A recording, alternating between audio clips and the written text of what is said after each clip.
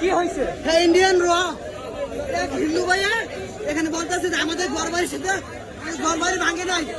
হ্যাঁ, হিন্দু ভাই বলে কি যে আপনি কি জানেন আমাদের ঘর বাড়ি ভাঙে নাই?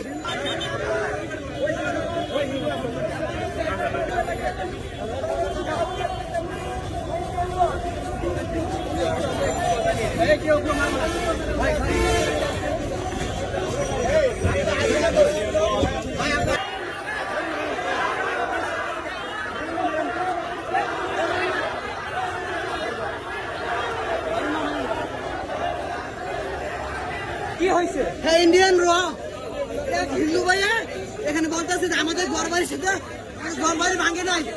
হ্যাঁ, হিন্দু ভাই বলে কি যে আপনি কি জানেন আমাদের ঘর বাড়ি ভাঙে নাই? হ্যাঁ, বলতেছে কি আপনি আইডি কার্ড দেখান।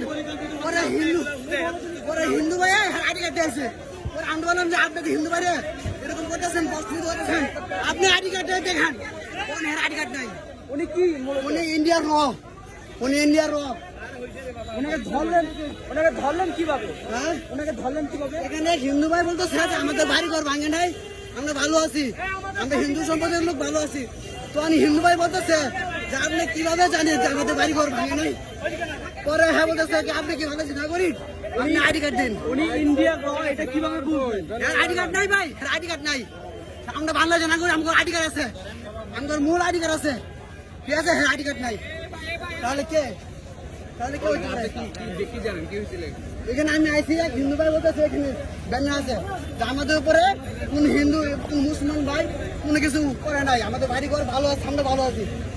এই লোকটা বলতেছে কি আপনি কি জানেন যে আমাদের বাড়ি ঘর ভাঙে নাই?